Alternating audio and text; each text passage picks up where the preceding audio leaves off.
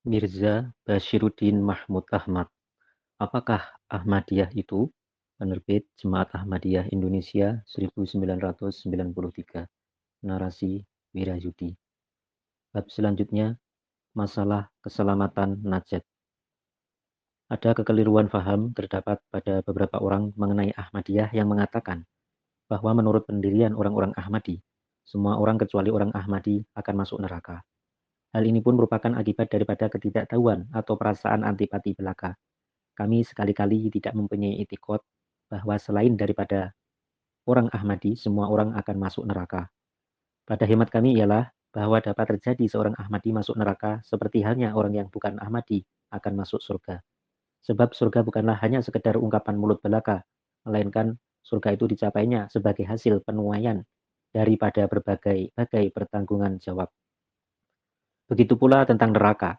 Ia bukanlah merupakan akibat daripada keingkaran di mulut saja, melainkan untuk menjadi umpan neraka itu menghendaki banyak syarat-syaratnya. Seseorang tidak akan masuk neraka sebelum kepadanya disampaikan petunjuk-petunjuk selengkapnya. Kendatipun ia adalah seorang pengingkar kebenaran yang sebesar-besarnya. Nabi Muhammad SAW sendiri bersabda bahwa yang meninggal di waktu masih anak-anak atau orang-orang yang hidup di pegunungan-pegunungan tinggi atau di hutan belantara yang akal pikirannya tidak berkembang atau orang gila yang akalnya rusak, mereka ini tidak akan ditindaki pemeriksaan. Malahan Allah Ta'ala pada hari kiamat kelak akan mengutus lagi Nabi ke tengah-tengah mereka agar memberikan peluang kepada mereka untuk mengenal perbedaan antara yang benar dengan yang palsu. Kemudian dia yang telah cukup diberi petunjuk-petunjuk namun ia memilih hal yang palsu barulah ia akan dimasukkan neraka. Kebalikannya, dia yang menerima petunjuk akan masuk surga. Jadi keliru sekali kalau mengatakan bahwa menurut pendirian orang-orang Ahmadi, tiap-tiap orang yang tidak masuk Ahmadiyah akan masuk neraka. Berkenaan dengan keselamatan atau najat, kami beriktikad bahwa orang-orang yang menghindarkan diri dari kebenaran dan ia berdaya upaya agar kebenaran itu jangan sampai didengar telinga, yang karenanya ia terpaksa harus menerima atau terhadapnya telah disampaikan penerangan dan petunjuk dengan sempurna, tetapi kendati pun demikian ia tak juga hendak beriman. Maka menurut Allah, orang semacam itu akan ditindak. Meskipun demikian, orang semacam itu pun, jikalau Allah Ta'ala menghendaki akan dapat diampuni. Sebab bukan di tangan kita lah terletak wewenang untuk membagikan rahmatnya. Seorang budak sahaya tak dapat merintangi maksud majikannya untuk bermurah hati. Allah Ta'ala adalah Tuhan kita, Raja kita, Pencipta kita, dan Penguasa kita. Apabila ia berkehendak menganugerahkan hikmahnya, ilmunya, dan rahmatnya kepada seorang manusia yang menurut keadaan normal nampaknya tak mungkin memperoleh anugerah, apakah kita berkuasa untuk menahan tangannya dan merintangi anugerahnya? Kepercayaan Ahmadiyah mengenai keselamatan demikian luasnya, sehingga konsekuensinya ialah beberapa ulama dan kiai menjatuhkan fatwa kepada orang-orang Ahmadiyah sebagai kufur atau keluar dari agama Islam. Kami berkepercayaan bahwa tak ada seorang pun yang akan mengalami siksaan secara abadi, baik ia mukmin ataupun kafir. Allah berfirman di dalam Al-Quran surah Al-A'raf ayat 157, Rahmati wasi'at kulla syai', yakni rahmatku meliputi segala sesuatu. Dan bersabda lagi, ummuhu hawiyah, yakni bandingan antara seorang kafir dan neraka ialah seibarat seorang ibu dengan anaknya. Kemudian Allah Ta'ala berfirman lagi dalam surat Az-Zariyat ayat 57, wa ma khalaqtul jinna wal insa illa liya'budun. Tidaklah kami ciptakan jin dan manusia, melainkan supaya mereka mengabdi kepadaku. Banyak lagi ayat-ayat yang semacam itu. Betapa kami dapat menerima gagasan bahwa rahmat ilahi itu tidak akan melingkupi penghuni-penghuni neraka dan mereka tidak akan pernah dikeluarkan dari kancah api jahanam dan orang-orang itu yang Allah Ta'ala ciptakan untuk menjadi hamba-hambanya akan tetap selama-lamanya menjadi hamba-hamba syaitan. Dengan demikian tidak akan menjadi hamba-hamba Allah Ta'ala dan dia dengan suaranya yang penuh mengandung rasa kasih sayang tidak akan menyapa mereka dengan kata-kata wadkhuli fi ibadi wadkhuli jannati. Kemarilah datang memasuki golongan hamba-hambaku dan masuklah ke dalam surga. Tentang hadis. Beberapa orang meragukan Ahmadiyah dengan sangkaan bahwa orang-orang Ahmadi tidak mempercayai hadis dan yang lainnya menuduh bahwa orang-orang Ahmadi tidak percaya kepada para ahli-ahli fuqaha. Kedua tanggapan itu sungguh keliru. Dalam hal yang menyangkut perkara taklid dan tidak taklid, Ahmadiyah memilih jalan tengah. Pelajaran Ahmadiyah ialah demikian, bahwa sesuatu perkara yang sudah diputus oleh sabda Rasulullah SAW, tetapi kemudian mendengarkan kata orang lain, maka hal itu merupakan sebagai suatu penghinaan terhadap Nabi Muhammad SAW. Di hadapan seorang majikan, tidaklah patut untuk mendengar kata rekannya seorang anak buah. Dengan hadirnya seorang guru, tidak pada tempatnya belajar dari seorang murid. Para ahli fuqaha yang bagaimanapun besarnya adalah murid-murid dari Nabi Muhammad Rasulullah SAW, dan segala kehormatan yang diperoleh mereka adalah berkat mengikuti titah beliau, dan segala kemuliaan yang dinikmatinya adalah berkat pengabdian beliau. Jadi apabila sesuatu hal terbukti berasal dari Rasulullah SAW dan ciri-cirinya ialah bahwa keterangan yang sumbernya dialamatkan kepada Rasulullah SAW itu sesuai dengan Quran Karim, maka hal itu merupakan suatu keputusan terakhir, suatu perintah yang tidak boleh diabaikan. Dalam hal ini, tidak ada seorang pun yang berhak untuk menolak atau menyatakan oposisi. Akan tetapi oleh karena pewarta hadis atau rawi, itu diantaranya ada yang baik, ada pula yang buruk akhlaknya, ada yang panjang ingatannya dan ada pula yang tidak, ada yang cerdas otaknya dan ada pula yang tidak. Maka apabila ada sesuatu hadis yang maksudnya bertentangan dengan Al-Quran Karim, hadis itu tidak akan diterima, sebab tidak semua hadis itu qat'i atau tidak diragukan. Bahkan para ahli hadis semuanya sependapat bahwa ada beberapa hadis yang qat'i, ada yang di tingkatannya menengah, ada yang diragu-ragukan, ada yang mendekati keyakinan benarnya dhon, dan ada pula beberapa yang dibuat-buat orang. Akan tetapi manakala Al-Quran Karim dalam sesuatu masalah tidak memberikan petunjuk yang jelas dan hadis pun tidak menunjukkan jalan yang tegas dan meyakinkan, atau dari kalimatnya kita dapat mengambil beberapa macam tafsiran, maka dalam hal serupa ini tentu saja para ahli fuqaha yang seumur hidupnya tekun mempelajari dan merenungkan arti ayat-ayat Quran dan hadis mempunyai hak untuk beristihad, membuat kesimpulan, dan mengambil keputusan. Seorang awam yang tidak pernah mempelajari Quran dan hadis atau kemampuan ilmu pengetahuannya tidak memungkinkan dia untuk mendalami masalah Quran dan hadis. Ia tidak berhak untuk mengatakan bahwa mengapa pendapat-pendapat Imam Abu Hanifah, Imam Ahmad, Imam Syafi'i, Imam Malik, atau pendapat imam-imam lainnya harus lebih diutamakan daripada pendapatku sendiri. Padahal aku pun seorang muslim dan mereka pun orang-orang muslim. Jikalau ada selisih pendapat antara seorang dokter dan seorang biasa mengenai sesuatu penyakit, maka pendapat dokter itulah yang akan diindahkan. Begitu pula di dalam perselisihan pendapat mengenai perkara hukum, maka pendapat seorang sarjana hukum akan lebih diindahkan daripada pendapat seorang yang bukan sarjana. Maka tidak ada sebab bagi kita untuk tidak mengindahkan pendapat-pendapat para imam itu yang telah menghabiskan umur mereka untuk mempelajari rahasia-rahasia Quran dan hadis, dan yang kekuatan otaknya lebih baik daripada ribuan manusia, sedangkan ketakwaan dan kesucian mereka tak diragukan lagi. Pendeknya, Ahmadiyah tidak mutlak dan sepenuh-penuhnya membenarkan pendapat para ahli hadis.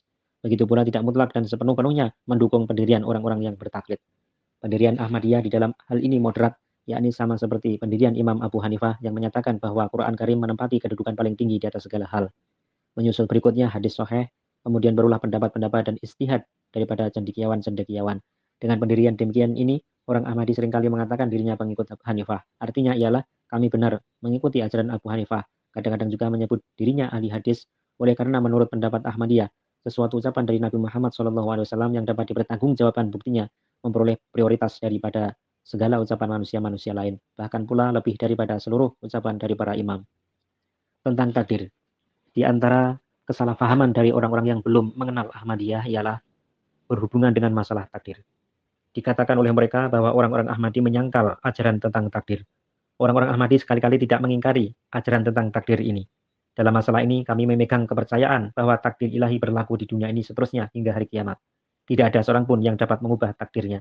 Kami hanya menentang hal ini, bahwa kesalahan si pencuri karena mencurinya, kesalahan yang lalai bersembahyang karena kelalaiannya, kesalahan pembohong karena kebohongannya, kesalahan penipu karena penipuannya, kesalahan pembunuh karena pembunuhannya, dan kesalahan penjahat karena kejahatannya dilemparkan ke alamat Tuhan, seolah-olah arang yang tercoreng di mukanya diusahakan hendak dipindahkan ke wajah Tuhan. Kami berpendapat bahwa di dunia ini berlaku dua hukum, seibarat dua sungai yang mengalir sejajar berdampingan, yaitu hukum takdir dan hukum tadbir. Di antara kedua daerah itu telah ditentukan perbatasan yang tidak memungkinkan keduanya bertemu. Sesuai dengan firman ilahi dalam surah Ar-Rahman ayat 21, bainahuma barzakhul la yabghiyan. Hukum takdir mempunyai daerah tersendiri dan hukum takdir pun demikian juga. Terhadap hal-hal di mana Allah Subhanahu wa taala melancarkan takdir, di sana takdir tidak akan berdaya. Sedangkan di mana dia membuka takdir, lalu kita mengharap-harap takdir saja tanpa berbuat apa-apa, hal itu akan merusak masa depan kita sendiri. Pendek kata, apa yang kami tentang ialah usaha orang menyembunyikan kelakuan buruknya di balik takdir dan meletakkan istilah takdir kepada ekor daripada kemalasannya dan kelengahannya. Juga di mana Allah Ta'ala memerintahkan untuk mempergunakan takdir, di waktu itu ia duduk menantikan takdir. Kami menentang hal-hal itu oleh sebab akibatnya senantiasa membahayakan. Kaum muslimin hanya duduk menantikan datangnya takdir ilahi, sambil meninggalkan aktivitas-aktivitas atau kegiatan-kegiatan yang justru dibutuhkan bagi satu kaum yang berjuang untuk mencapai kemajuan, hingga akibatnya ialah nyata sudah bahwa di dalam perkara agama mereka mengalami kemunduran. Begitu juga di dalam sepak terjang soal keduniaan pun mereka jauh ketinggalan. Jika sekiranya mereka memperhatikan bahwa manakala Allah Ta'ala Subhanahu wa Ta'ala membukakan pintu takdir di dalam sesuatu pekerjaan, lalu mereka menyampingkan takdir dan mempergunakan hukum takdir itu sebaik-baiknya, niscaya keadaan mereka tidak akan sedemikian jatuhnya dan tidak begitu menyedihkan seperti keadaan mereka dewasa ini. Tentang jihad. Pengertian-pengertian yang salah mengenai Ahmadiyah itu diantaranya ada pula bahwa Ahmadiyah mengingkari jihad. Hal ini sama sekali tidak benar. Hanya saja pendirian Ahmadiyah ialah bahwa peperangan itu ada dua macam coraknya, yaitu yang pertama apa yang dinamakan perang jihad, dan yang kedua hanya perang yang lumrah. Apa yang dinamakan perang jihad ialah yang hanya peperangan, di mana sengketanya terletak pada soal mempertahankan agama dan musuh yang dihadapi, ialah orang-orang yang bermaksud hendak membinasakan agama dengan jalan kekerasan dan hendak merubah kepercayaan dengan kekuatan senjata. Jika kejadian semacam itu timbul di salah satu bagian di dunia ini, maka wajiblah bagi tiap-tiap muslimin untuk berjihad. Akan tetapi di dalam jihad semacam itu ada pula syaratnya, yaitu pengumuman untuk melancarkan perang jihad hendaknya dinyatakan oleh seorang imam, agar supaya dapat diketahui siapa-siapa di antara kaum muslimin yang harus maju ke medan jihad itu dan siapa-siapa yang harus menunggu gilirannya. Jika tidak demikian, maka pada waktu tibanya kesempatan untuk berjihad semacam itu, orang-orang mukmin yang tidak turut mengambil bagian akan berdosa. Akan tetapi jika ada imam, maka yang berdosa itu ialah mereka orang-orang mukmin yang dipanggil untuk maju ke medan laga tetapi tidak memenuhi panggilan. Jika ada orang-orang Ahmadi yang tinggal di salah satu negeri telah menolak untuk melakukan jihad, maka penolakannya ialah karena anggapan mereka bahwa orang-orang Inggris tidak memaksakan dengan kekuatan senjata untuk menukar agama. Jika pikiran orang-orang Ahmadi ini keliru dan memang sesungguhnya orang-orang Inggris itu berusaha untuk menukar agama dengan jalan kekerasan, maka jihad pada waktu itu pasti dinyatakan wajib. Tetapi soalnya sekarang, apakah sesudah dinyatakan wajib jihad itu, tiap-tiap muslimin mengangkat senjata melawan Inggris? Jika tidak, maka orang-orang Ahmadi akan menjawab di hadapan Allah Ta'ala bahwa menurut iman kami belum tiba waktunya jihad di saat itu. Jika kami berada dalam kedudukan yang salah, maka hal itu tak lain disebabkan oleh karena kekeliruan istihad, sikap pikiran. Akan tetapi apakah yang akan dikatakan oleh para kiai? Apakah mereka akan berkata bahwa ya Tuhan, memang pada waktu itu sudah tidak tiba saatnya jihad itu, dan kami berpendapat bahwa wajiblah sudah untuk berjihad. Akan tetapi, wahai Tuhan kami tidak melakukan jihad. Oleh karena hati kami takut dan begitu pula kami tidak mengirimkan orang-orang yang hatinya tidak ada ketakutan ke medan jurid. Sebabnya ialah jika kami berbuat demikian, kami cemas kalau orang Inggris menangkap kami. Saya serahkan kepada orang-orang yang berwatak adil untuk menilai kedua bentuk jawaban di atas itu. Manakah di antaranya yang lebih beralasan dan layak diterima oleh Allah Subhanahu wa taala?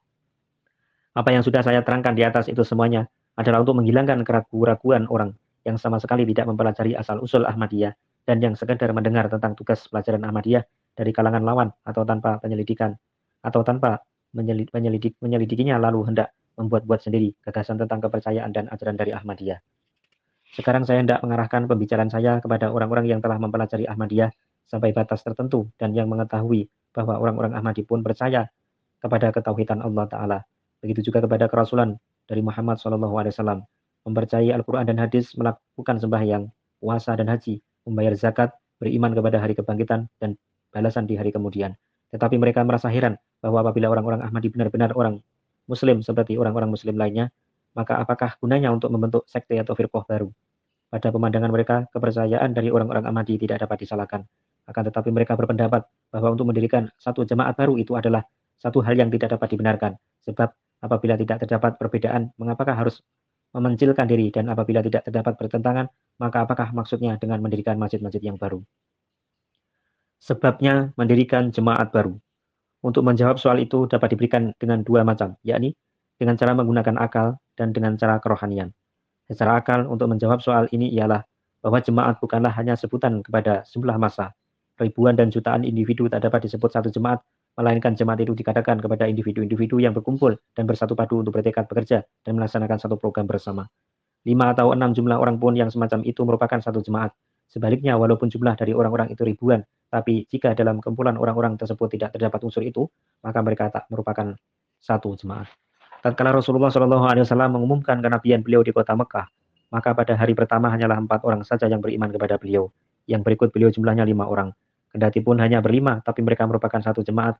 Sebaliknya penduduk Mekah yang berjumlah 8 sampai 10 ribu orang itu tidaklah merupakan satu jemaat. Begitu juga seluruh penduduk tanah Arab pada waktu itu tidaklah merupakan satu jemaat. Sebab mereka tidak bertekad untuk melakukan satu pekerjaan. Begitu juga tidak mempunyai program bersama.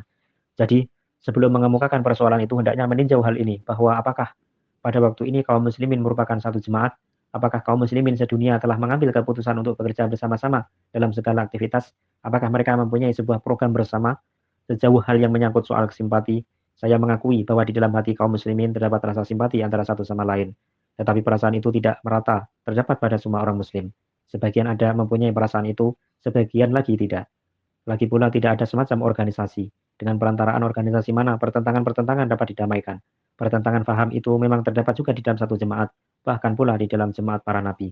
Di zaman Rasulullah SAW juga ada kalanya terjadi tidak adanya persesuaian faham antara kalangan Ansor dan Muhajirin.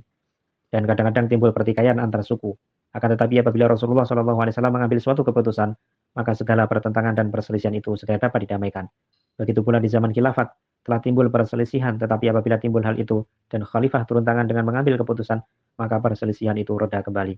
Juga sesudah habisnya masa khilafat hingga 70 tahun lamanya, kaum muslimin berada di bawah satu pemerintahan, di mana juga kaum muslimin berada pada waktu itu. Di sana mereka tunduk kepada satu peraturan.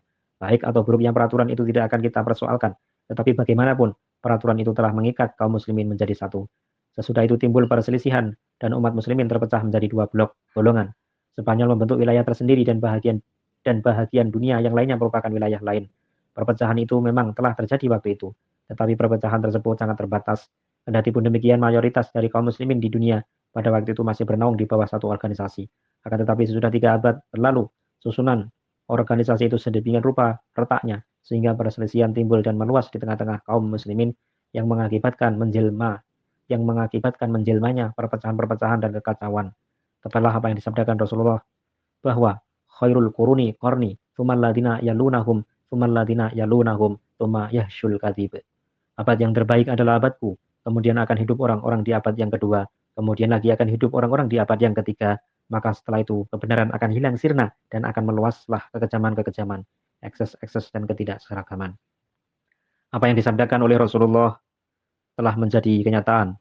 Pertentangan itu telah meningkat sampai sedemikian rupa, sehingga selama 3 abad berlalu, kekuatan kaum muslimin sudah sama sekali punah. Betapakah kekuasaan di zaman itu yang mengakibatkan seluruh Eropa merasa takut kepada raja-raja Islam. Akan tetapi sekarang, jikapun seluruh dunia Islam bergabung akan tak sanggup menghadapi salah satu kekuatan negeri Eropa atau Amerika. Orang-orang Yahudi telah mendirikan negara kecil di Palestina. Para tentara Syria, Irak, Lebanon, Saudi Arabia, Mesir, dan Palestina sedang mengadakan konfrontasi dengan negara itu. Akan tetapi orang-orang Yahudi telah menguasai daerah yang jauh lebih luas daripada daerah yang diberikan oleh PBB. Memang benar Amerika dan Inggris membantu pemerintah Yahudi, tetapi soalnya dahulu satu kerajaan Islam dapat menguasai seluruh Eropa dan sekarang keadaannya terbalik. Beberapa negara barat lebih besar kekuatannya daripada kekuatan seluruh negara-negara Islam. Pendeknya, konsepsi atau pengertian tentang istilah jemaat tak dapat diterapkan kepada umat muslimin zaman sekarang. Kini, ada negara-negara Islam, di antaranya yang paling besar ialah Pakistan, yang dengan kurnia Allah sekarang sudah berdiri. Akan tetapi Islam bukanlah Pakistan, Mesir, Syria, Iran, Afghanistan, atau Saudi Arabia.